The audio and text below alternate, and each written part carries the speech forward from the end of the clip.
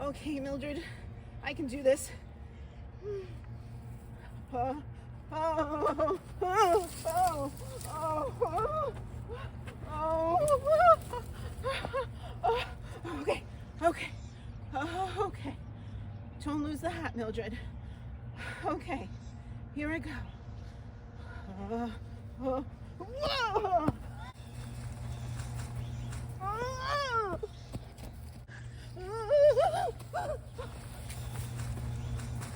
Hi everybody, I'm Joe. And I'm Mary. And we're Book Buds. And today Joe's going to tell us about The Worst Witch series by Jill Murphy. Yes, The Worst Witch. So, this is like a semi-popular movie from the 1980s with Tim Curry and Charlotte Rae and Fairuza Balk.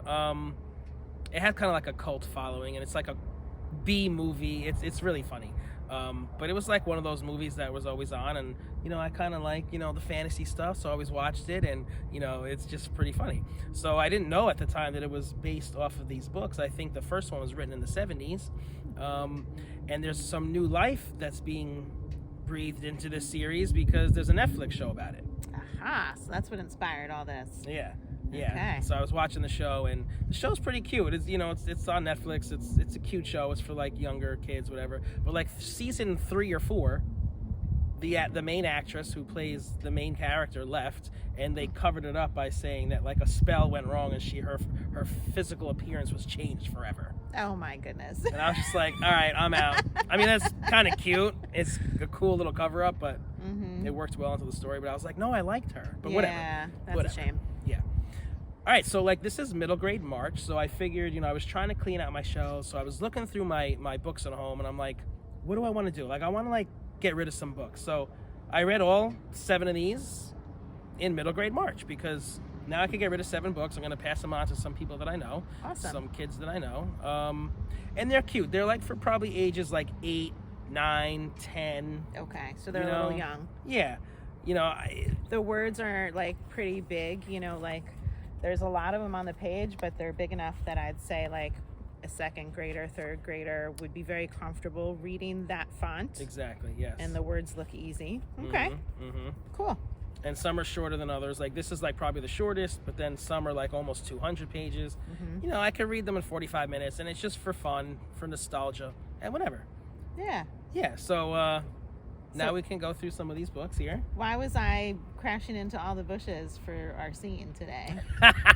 Okay, so it's called The Worst Witch, okay? And it's kind of like reminiscent of Hogwarts. Like there's this like school of witches. It's like an all-girl school, and they all come for their lessons. And there's like this great big hall. It's kind of like Hogwarts. So Mildred Hubble, good names in these books. Mildred Hubble is the worst witch, meaning like she always gets her spells wrong. Okay. She can't fly.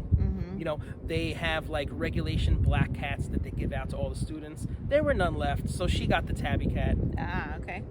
So everything goes wrong for Mildred Hubble, and it's pretty funny. So yeah. Okay. Yeah. So she's a bit clumsy. She's clumsy. She can't remember her spells, all that kind of stuff. A wreck. Okay. She's a wreck. So the first book, The Worst Witch, it's the introduction, so you're seeing all that stuff, and there's her arch nemesis, Ethel Hallow. Ethel Hallow, and she's like the teacher's pet. She's like the best witch. She's like, top student. Right. So they're enemies because lots of stuff happens. One of her spells goes wrong, so she turns Ethel into a pig, and that was like the start of like this feud between them that lasts all 7 books. Okay. Yeah. Some funny stuff happens. They're supposed to make a laughing spell, but instead they make an invisibility spell. And Mildred's best friend is Maud. Okay. And like the strict teacher is called, what's her name? Miss Hardbroom. And she's like a hard ass. I thought that was pretty funny. And they call her HB.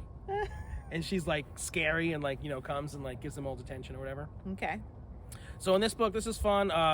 The head mistress of the school, she has an evil twin sister, and her and all her cronies try to take over the school. And Mildred saves the day. Okay. So that's what happens.